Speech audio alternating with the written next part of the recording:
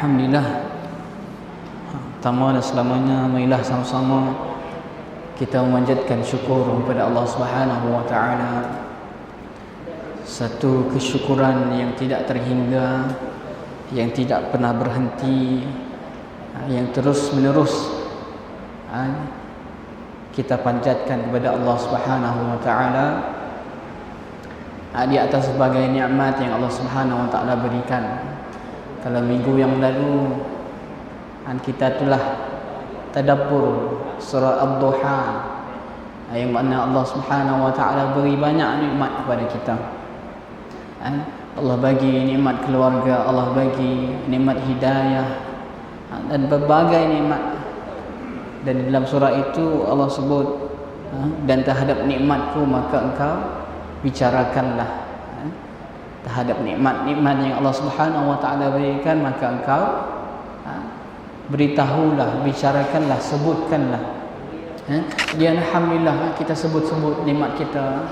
Alhamdulillah malam ini dapat bersama berjemaah solat bersama-sama. Ada yang mungkin masih bekerja, ada yang mungkin masih di dalam perjalanan pulang, ada yang mungkin di rumah tidak buat apa-apa, ada yang mungkin tengah makan dekat kafe, tidak diberi peluang oleh Allah Subhanahu wa taala untuk datang ke masjid bersama-sama solat dan bersama-sama mendengar majlis ilmu. Ini pun adalah satu nikmat yang kita syukuri banyak-banyak pada Allah Subhanahu wa taala. Salawat dan salam atas junjungan Nabi Muhammad sallallahu alaihi wasallam, junjungan besar kita, idola kita, ikutan kita, yang mana telah mengorbankan kehidupan baginda untuk kita umatnya, umat Nabi Muhammad sallallahu alaihi wasallam. Jadi insyaallah tuan-tuan yang dirahmati Allah, kita sambung kuliah tadabbur Quran kita pada malam ini. Kuliah tadabbur yang mana bersama-sama kita menghayati, mentadabburi, mentafakkuri ayat-ayat yang Allah Subhanahu wa taala firmankan. Ayat-ayat yang Allah Subhanahu wa taala turunkan. Mudah-mudahan kita mendapat sedikit hidayah, petunjuk, huda daripada Al-Quran yang kita baca. Bukan sekadar kita membaca, bukan sekadar kita memerhati, tetapi kita mendapat, kita dapat ekstrak, dapat kita ambil pengajaran, pedoman, petunjuk yang ada dalam Al-Quran. Ada sekata ulama, satu ayat ayatin bitadabburi wa tafakkuri wa ta'akkuli khairun. Kata ulama, satu ayat daripada Al-Quran yang dibaca dengan tadabbur, tafakkur, dengan dibaca dengan memikirkan, khairun, lebih baik minal khatmin, daripada khatam Al-Quran bila tadabbur, tanpa tadabbur, bila tafakkur, tanpa tafakkur, tanpa memikirkan. Kata ulama, maksudnya beberapa ayat yang sedikit yang kita tadabburi itu lebih baik, lebih utama daripada banyak ayat yang kita baca. Kerana tujuan sebenar Al-Quran adalah untuk memberi hidayah, petunjuk, hudan linnas, hudan lil muttaqin. Untuk kita mendapat petunjuk itu maka kita harus tadabbur, memahami, belajar, memikirkan. Jadi inilah keutamaan mentadabburi, memahami ayat-ayat Al-Quran. Jadi insya-Allah pada malam ini kita akan sambung mulakan surah Al-Mulk, juzuk ke-29. Terakhir kita dah sampai surah Ad-Duha. Kita tidak sambung surah Al-Lail, kita bagi peluang untuk tadabbur hari Sabtu. Sabtu pun dia akan sambung tadabburnya. Sekarang surah Al-Muzammil, dia akan terus sampai surah Al-Lail. Jadi insya-Allah malam kita teruskan dengan juzuk ke-29 dan kita mulakan dengan surah Al-Mulk. Boleh buka surah Al-Mulk.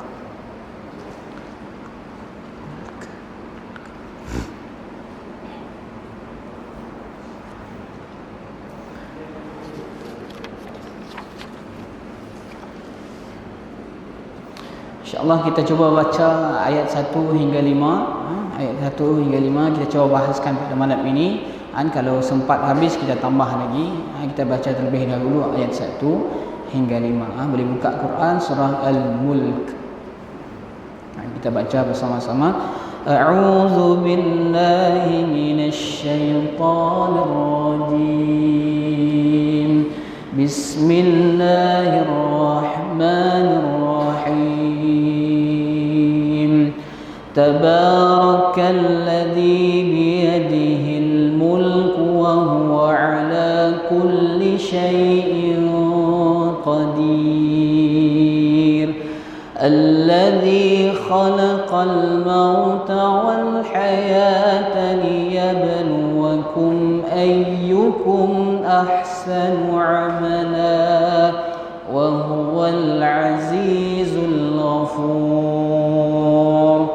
الذي خلق 7 سماوات طباقا ما ترى في خلق الرحمن من تفاوت فارجع البصر هل ترى من فطور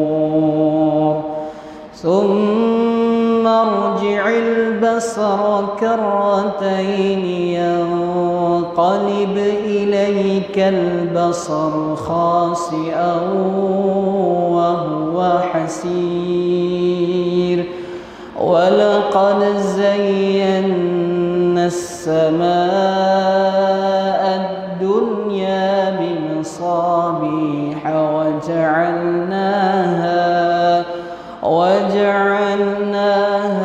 رجوما للشياطين وأعتدنا لهم عذاب السعير.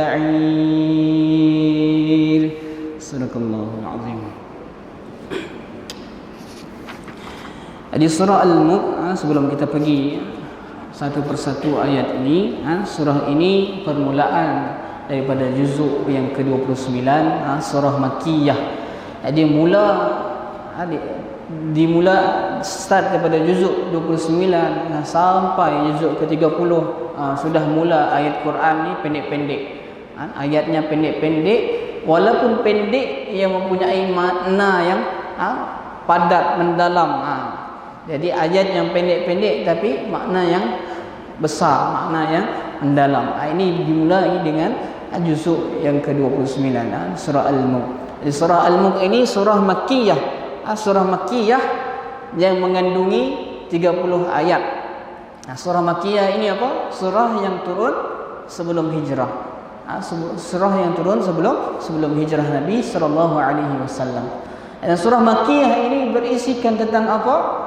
Tentang kebanyakannya tentang akidah, menanamkan akidah kepada umat Islam, menanamkan keyakinan kepada Allah Subhanahu wa taala, menanamkan keimanan kepada hari akhirat, menanamkan keimanan, kepercayaan kepada syurga, kepada neraka. Ini surah Makkiyah, surah akidah yang menekankan tentang akidah. Jadi surah Al-Mulk termasuk dalam surah Makkiyah.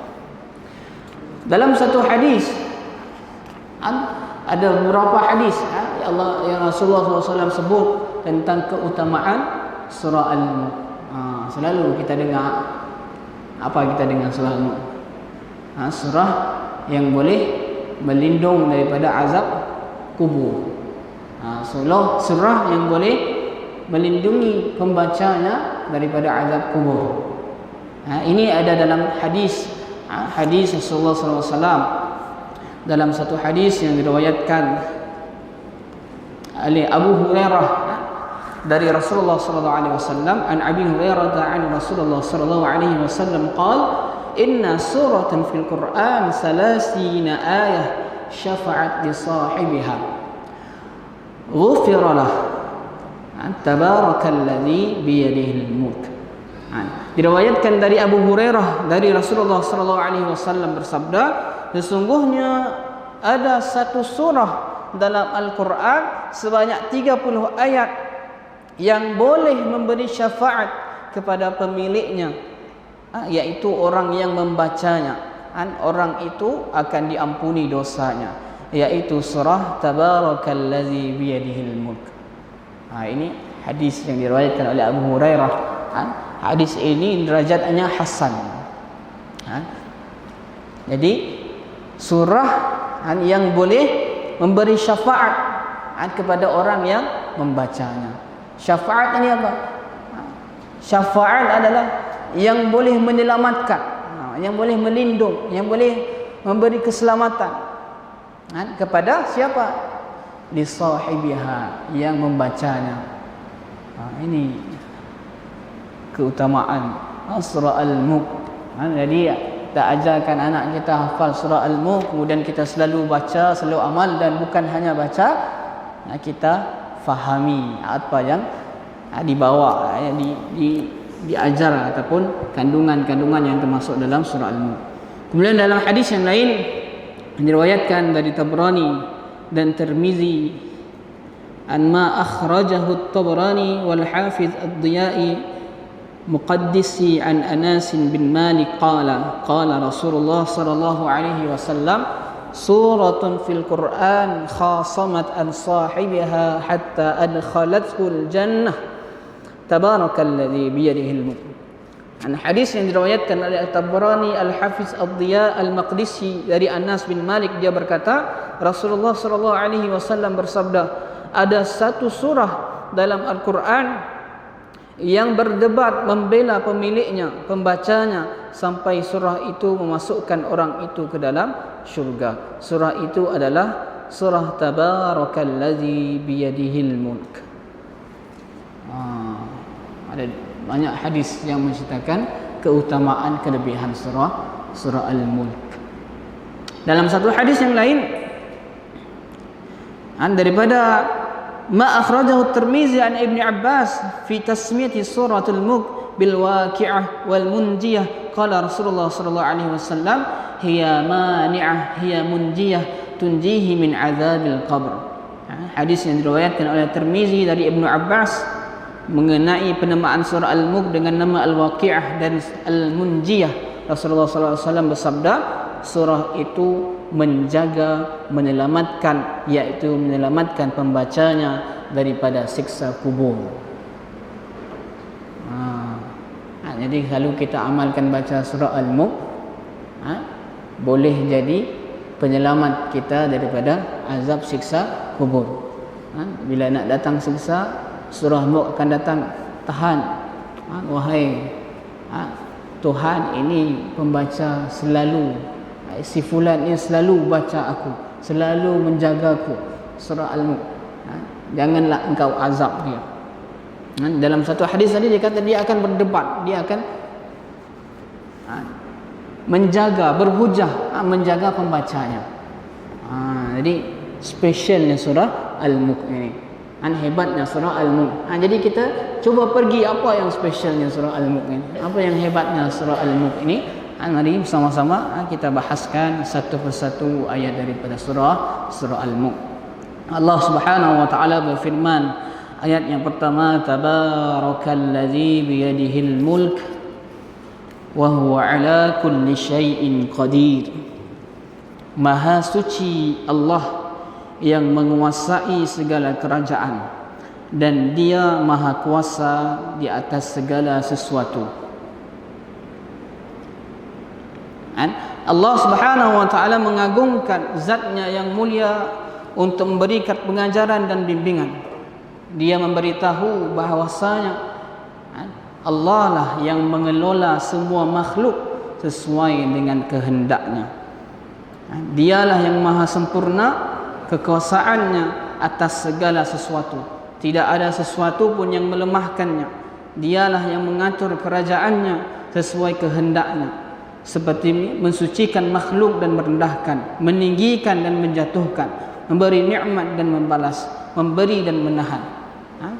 Semuanya di atas kekuasaan Allah Subhanahu wa taala.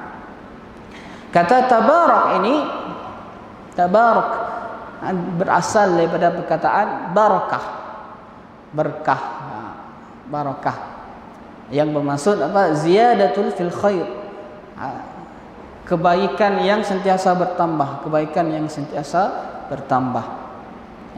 Dimaksudkan dalam surah ini juga, maksudnya Allah Subhanahu wa taala ini Maha suci, Maha agung, dan Maha mempunyai segala kebaikan. Dan dengan kebaikan yang Dia punya, Dia mampu memberikan berkah itu kepada sesiapa pun, kepada hamba-Nya, kepada makhluknya, kepada alam ciptaannya.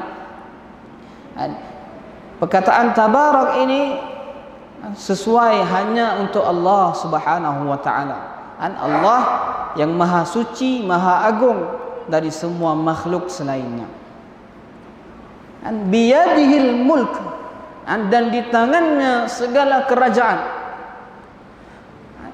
Maksudnya di tangannya ini bukan kita maksudkan tangan seperti tangan yang kita faham. Maksudnya mungkin di atas kekuasaannya, di atas kehendaknya, segala kerajaan. Al-mulk maksudnya apa? Kerajaan. Kata Ibnu Abbas, kerajaan apa? Al-mulkus samawati wal ard, kerajaan langit dan bumi. Maksudnya semua yang ada di atas bumi, di atas langit, di alam semesta, semuanya adalah kerajaan Allah Subhanahu wa taala. Semuanya di bawah kekuasaan Allah, semuanya di bawah kehendak Allah. Semuanya Allah berhak melakukan apa sahaja terhadap kerajaan yang Allah Subhanahu wa taala miliki. Bila kita fahami ayat ini, maksudnya tidak ada kekuatan yang lebih tinggi melainkan Allah Subhanahu wa taala. Tiada kekuasaan yang lebih hebat melainkan Allah Subhanahu wa taala. Tiada raja yang lebih mulia melainkan Allah yang maha mulia. Tiada yang lebih hebat melainkan yang mempunyai segala sesuatu, yang mempunyai semua makhluk-makhluk yang hebat tadi. Pasti ada yang lebih hebat, karena ini semua Allah Subhanahu wa taala yang punya. Dan dengan sifat Allah tadi tabarak, maha agung, maha suci tadi, Dia menyebarkan kebaikannya terhadap segala makhluk-makhluk ciptaannya. Dia yang mengatur seluruh kerajaannya sesuai dengan kehendak dan kemauannya. Allah Subhanahu wa taala lah yang meninggikan derajat manusia, yang mengangkat derajat manusia. Allah Subhanahu wa taala lah yang memberikan nikmat, yang membalas manusia ataupun yang menahan nikmat terhadap manusia. Semuanya di atas kekuasaan Allah. Tabarakallazi biyadihil mulk, ayat yang singkat tapi maknanya luas. Maksudnya tadi apa? Allah maha berkuasa. Allah sebagai raja yang memiliki seluruh kerajaan yang ada. Apa sahaja kerajaan yang ada? Kerajaan langit, kerajaan bumi, bukan kerajaan ayah pin, ataupun kerajaan yang kita faham, PN, PH dan sebagainya, bukan. Maksudnya semua yang ada, makhluk yang hidup, semuanya di atas kekuasaan, kepemilikan Allah Subhanahu wa taala. Kemudian Allah Subhanahu wa taala sambung, wa huwa ala kulli syai'in qadir, dan Dia maha kuasa atas segala sesuatu. Wah, ini ayatnya dahsyat. Setelah Allah Subhanahu wa taala sebut bahawa Dia yang memiliki segala kerajaan, Dia yang berkuasa di atas semua ciptaan, semua yang wujud di atas muka bumi, alam semesta, Allah sebut, dan Dia berkuasa terhadap apapun, kulli syai', setiap sesuatu. Allah Subhanahu wa taala maha berkuasa atas segala sesuatu. Bukan hanya sebagai seorang pemilik tapi dia juga berkuasa. Kerana ada manusia dia memiliki tetapi dia tidak berkuasa terhadap kepemilikannya. Dia memiliki sebuah rumah tetapi yang berkuasa di atas rumah itu anaknya, contoh. Ada yang memiliki sebuah tanah tapi yang berkuasa atas tanah itu orang lain. Tapi Allah Subhanahu wa taala bukan sahaja memiliki tetapi dia berkuasa. Jadi kuasanya infinity, ya. Tidak ada batasnya. Kulli syai'. Kalau dah sebut kulli syai'in, maksudnya setiap sesuatu yang ada Allah Maha berkuasa. Wa huwa ala kulli syai'in qadir. Dan ayat yang pertama ini pun kalau kita tadabburi, dia menyuntik keimanan kita. Dia menyentuh kesedaran kita tentang kebesaran Allah Subhanahu wa taala. Dia menegur kita tentang siapa yang lebih berkuasa, siapa yang lebih tinggi, siapa yang mempunyai semua yang ada di atas muka bumi ini. Semuanya milik Allah. Tabarakalladzi biyadihil mulk. Kemudian Allah Subhanahu wa taala sambung dalam ayat yang selanjutnya, allazi khalaqal maut wal hayah liyabluwakum ayyukum ahsanu amala. Yang menciptakan mati dan hidup untuk menguji kamu siapa di antara kamu yang lebih baik amalnya. Alladzi khalaqal mauta wal hayata liyabluwakum ayyukum ahsanu amala wa huwal azizul ghafur. Allah Subhanahu wa taala lah yang mewujudkan mati dan hidup dan menentukan keduanya semenjak azali lagi. Dan dialah yang menjadikan mereka manusia berakal agar mengetahui makna-makna pembebanan kewajipan yang mereka jalankan. Dan juga kerana Allah Subhanahu wa taala memperlakukan mereka dengan perlakuan orang yang menguji perbuatan mereka. Jadi Allah Subhanahu wa taala ciptakan hidup dan mati ini tidak lain tidak bukan sebagai satu ujian. Dalam ayat ini Allah sebut mati terlebih dahulu. Allazi khalaqal maut wal hayah. Kerana memang kita sebelum hidup di dunia, kita diciptakan oleh Allah Subhanahu wa taala jasad dulu. Dalam perut ibu kita diciptakan apa? Jasad dulu. Jasad yang kosong dulu. Setelah sempurna baru roh ditiupkan. Allah sebut cantik. Allah ciptakan kematian kemudian kehidupan. Dan kita dulu awalnya bukan hidup tu, awalnya dari satu jasad yang mati. Kemudian bila ditiup roh baru kita hidup. Kemudian kita akan dimatikan lagi, kemudian kita akan dihidup. Ini berulang-ulang, mati hidup. Diciptakan untuk menguji manusia. Dan Allah Subhanahu wa taala menunjukkan bahawa mati itu adalah satu perkara yang nyata. Jadi mati ini adalah ciptaan Allah Subhanahu wa taala. Ciptaan Allah Subhanahu wa taala. Mati adalah terputusnya hubungan roh dengan badan, terpisahnya roh dengan badan. Hidup adalah terkaitnya roh dengan badan, tersambungnya roh dengan badan, itu hidup. Dari Hatim Ibnu Habtin dari Qatadah mengenai firman Allah Subhanahu wa taala yang menciptakan mati dan hidup meriwayatkan satu hadis, kana Rasulullah sallallahu alaihi wasallam yaqul innallaha azzal bani adam bil maut wa ja'ala ad-dunya daral hayah summa daral maut wa ja'ala al-akhirata daral jazaa summa daral baqa. Rasulullah sallallahu alaihi wasallam bersabda, sesungguhnya Allah menghinakan Bani Adam dengan kematian terlebih dahulu, kemudian menjadikan dunia sebagai negeri kehidupan, kemudian negeri kematian, kemudian menjadikan akhirat sebagai negeri pembalasan, kemudian negeri keabadian. Jadi kita hidup, mati, hidup, mati, kemudian hidup, kemudian dimatikan,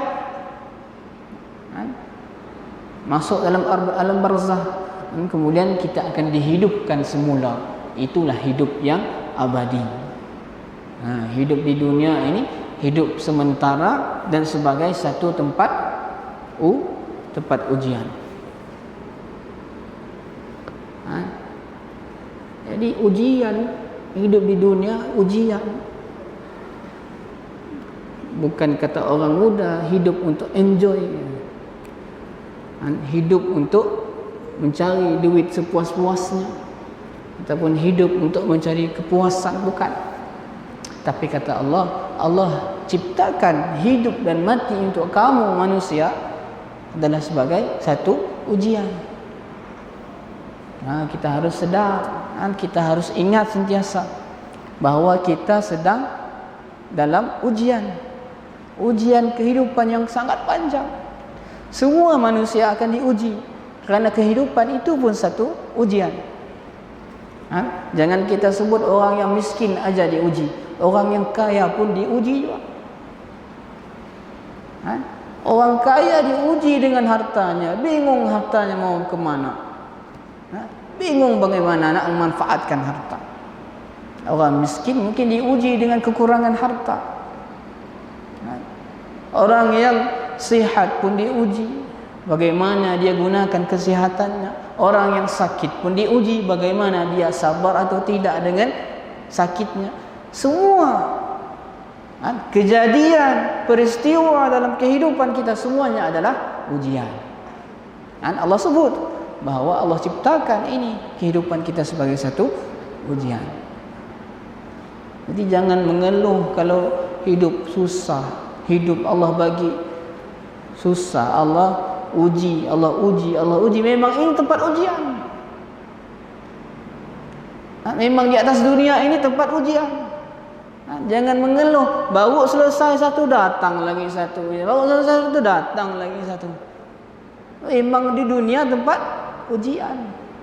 Bila masa dia selesai, bila kita sudah meninggal dunia. Bila sudah meninggal dunia baru tamatnya ujian kehidupan. Panjang ujiannya.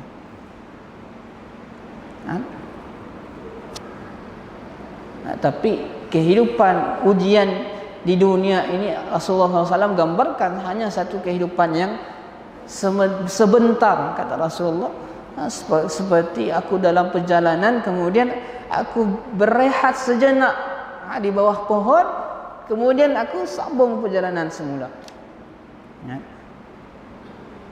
Maksudnya kehidupan tadi sebentar, sangat sebentar dibandingkan dengan kehidupan di akhirat. Allazi khalaqal mauta wal haya liyabluwakum ayyukum ahsanu amala. Allah nak uji apa? Allah nak lihat mana di antara kamu yang paling baik amalnya. Allah beri kehidupan, Allah bagi nikmat, Allah bagi macam-macam. Allah nak lihat mana di antara kita kalian yang paling baik amalnya. Paling baik amalnya. Yang baik amalnya maksudnya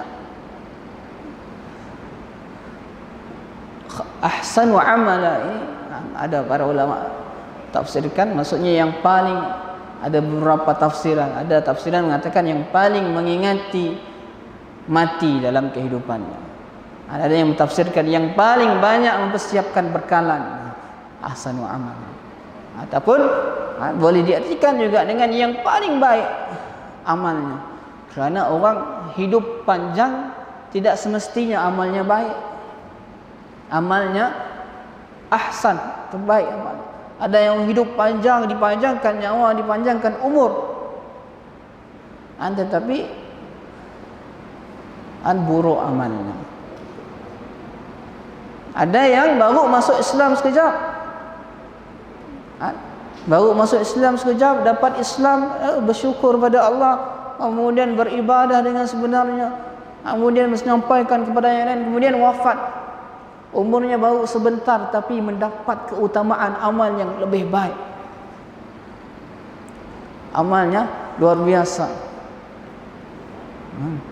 Jadi Allah tidak lihat ayyukum aktsaru amala, di manakah di antara kalian yang paling banyak amalnya. Tidak, tapi Allah sebut di manakah di antara kalian yang paling baik amalnya. Bukan yang paling banyak, tapi yang paling baik amalnya. Ada para sahabat yang masuk Islamnya lambat. Sa'ad bin Mu'az contohnya. Kemudian meninggal, masuknya sebelum hijrah, meninggalnya dalam 6 hijrah, maksudnya sebentar Islam tapi amalnya luar biasa. Allah tidak lihat kepada banyaknya amal, tapi Allah nak lihat baik, seberapa baik amal kita. Ini kehidupan Allah nak uji. Tentulah lebih baik kalau amalnya banyak dan juga baik. Sudahlah baik, banyak pula amalnya. Ini yang lebih baik. Mari jadi dengan ayat ini kita berusaha berlomba-lomba sentiasa untuk menjadikan, berlomba-lomba memperbaikkan amal. Jadi para sahabat biasa berlomba-lomba. Umar dengan Abu Bakar berlomba. Bila Rasulullah SAW minta untuk bantuan untuk perang, dalam perang Tabuk, Abu Bakar dia serahkan semua hartanya kepada Rasulullah SAW, kepada umat Islam. Bila ditanya, apa yang kau tinggalkan terhadap keluarga? Kata Abu Bakar, aku tinggalkan Allah dan Rasulnya. Umar dia serahkan setengah daripada hartanya, kalah dengan Abu Bakar. Umar dengan Abu Bakar sentiasa berlomba maksudnya lihat mana Umar sentiasa nak menandingi amalnya Abu Bakar, tapi sentiasa tidak dapat, karena Abu Bakar ni amalnya hebat. Sahabat Abu Bakar amalnya hebat. Sehingga Rasulullah sebut bila ditimbang Abu Bakar, amalnya Abu Bakar dengan seluruh umat Islam pun tetap Abu Bakar lebih tinggi. Ini sahabat Abu Bakar. Mereka berlomba-lomba. Setiap pagi Rasulullah selalu tanya, siapa yang pagi ini sudah memberi makan orang miskin? Siapa yang pagi ini sudah menjenguk orang sakit? Abu Bakar setiap pertanyaan yang Rasulullah SAW tanya, sentiasa dia angkat tangan. Jadi Umar jealous dengan Abu Bakar. Ini jealous yang dibenarkan. Kita dengki boleh dengan dua perkara. Dengki dengan orang yang ada harta kemudian dia belanjakan di jalan Allah, dengan dengki dengan orang yang mempunyai ilmu kemudian dia mengajarkan ilmu, ini boleh. Selain daripada itu tidak boleh. Maksudnya tadi para sahabat tunjukkan kepada kita bagaimana mereka berlomba-lomba dalam beramal soleh, untuk mempersembahkan amal yang paling baik untuk Allah Subhanahu wa taala. Mereka tidak puas dengan amal yang tidak pernah puas dengan amal yang mereka lakukan, sentiasa nak tambah lagi. Ini yang diajarkan. Maksudnya kita hidup di dunia, Allah ciptakan kehidupan, kematian untuk menguji kamu dan untuk melihat di antara kamu siapa yang paling baik amalnya. Wa huwal azizul ghafur, dia maha perkasa lagi maha pengampun. Allah Subhanahu wa taala sebut Allah maha perkasa. Maha perkasa ni maha perkasa terhadap siapa yang ingkar kepadanya, siapa yang tidak taat kepadanya. Dan cantiknya Allah gandingkan maha perkasa dengan maha pengampun. Bukan sahaja Allah ini maha kuat terhadap orang yang ingkar, tapi Allah juga dalam masa yang sama Al-Ghafur, maha pengampun. Jadi imbang kelihatannya cantik. Allah juga maha perkasa, kerana kita lihat makhluk ada yang kalau dia perkasa dia. Kalau dia betul-betul kuat,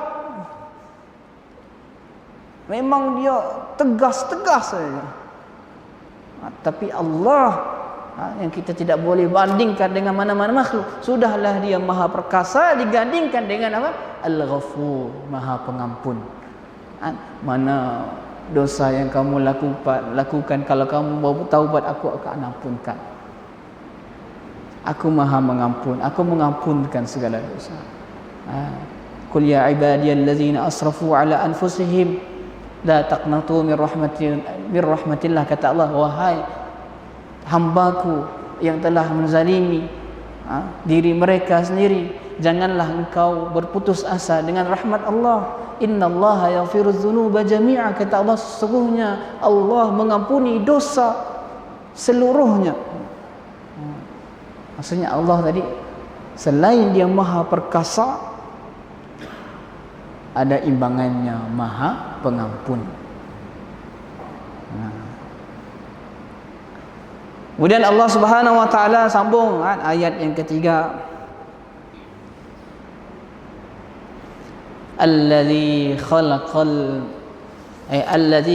sab'a samawati wal ardh. Alladzi khalaqa sab'a samawati tibaqa ma tara fi khalqir rahmani min tafawut farji'il basar hal tara min futur. Yang menciptakan 7 langit berlapis-lapis, tidak akan kamu lihat sesuatu yang tidak seimbang pada ciptaan Tuhan yang Maha Pengasih. Maka lihatlah sekali lagi, adakah kamu lihat sesuatu yang cacat? Allah Subhanahu wa taala menciptakan langit 7 yang berlapis-lapis. Setiap langit terpisah dari langit yang lain. Ini kekuasaan Allah. Allah ciptakan langit ini 7 lapis. Langit yang kita lihat selalu itu baru langit pertama. Langit yang dipenuhi dengan bintang-bintang, bulan-bulan, planet-planet, itu baru langit pertama. Allah ciptakan lagi 7 langit. Ada tingkatannya. Langit pertama saja kita lihat dah takjub. Kita dah lihat dah, Masya Allah, Subhanallah, ini hebat yang buat. Baru langit pertama, patah lagi langit kedua, ketiga, keempat, sampai langit ke-7 berlapis-lapis.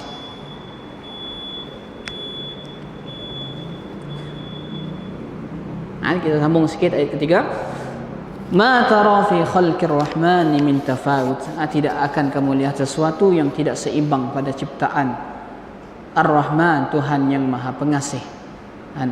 Farji'il basar, maka ulanglah penglihatanmu, hal tara min futur, adakah kamu lihat sesuatu yang cacat? Allah Subhanahu wa taala ciptakan satu yang semua ciptaan Allah sempurna. Tiada ciptaan Allah yang tidak sempurna. Semua yang Allah cipta sungguh sempurna, sungguh tafawut, ini tidak seimbang. Tapi maksudnya tidak ada yang tidak seimbang. Semuanya Allah ciptakan, semuanya sesuai kadarnya, sesuai dengan penciptaannya. Sangat sempurna, tidak ada cacatnya. Sehingga Allah Subhanahu wa taala cabar, kalau kau, contohnya kalau kau tidak percaya, lihat lagi.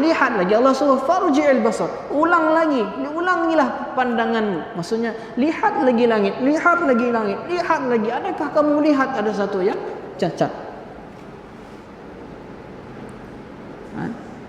Ini cara kita melihat ciptaan Allah. Kita harus lihat berbanyak-banyak kali. Kita lihat langit, lihat, merenung, mentadabburi alam. Nescaya kita akan lihat, oh ini ciptaan ini luar biasa, tidak ada yang tidak sempurna. Ciptaan ini tidak ada kurangnya. Kita lihat ke semut pun, bagaimana semut yang kecil boleh berjalan, ada kakinya cun, ada berapa kaki cun, kemudian adanya pusan gugut. Ini ciptaan luar biasa, tidak ada yang kurang dari ciptaan ini. Subhanallah, kita sebut Maha Suci Allah.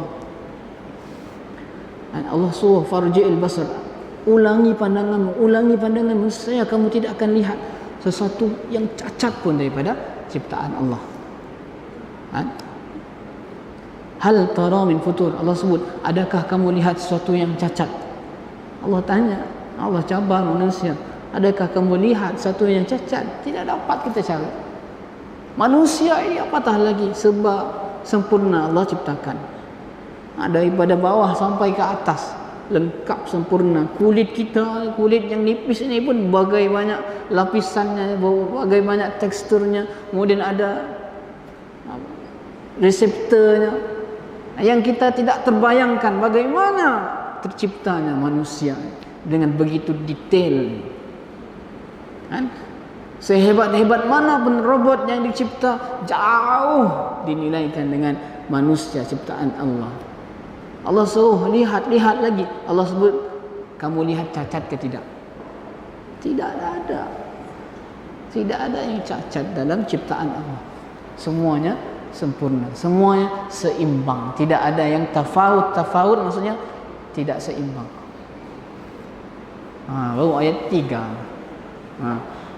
Tidak mengapa kita pergi pelan-pelan.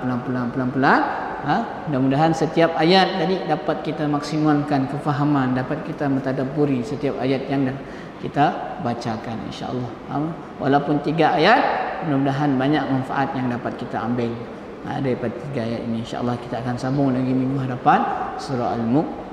Wallahu a'lam. Qul qawli hadza wa astaghfirullah li wa lakum wallahu ghafurur rahim. Jadi kita tangguh dengan tasbih kifarah dan salatul asr. Subhanakallahumma bihamdika asyhadu an la ilaha illa anta astaghfiruka wa atubu ilaik. Bismillahirrahmanirrahim. Wal asri innal insana lafi khusr illa alladhina amanu wa 'amilus salihati wa tawassaw bil haqqi wa tawassaw bis sabr. Assalamualaikum warahmatullahi wabarakatuh.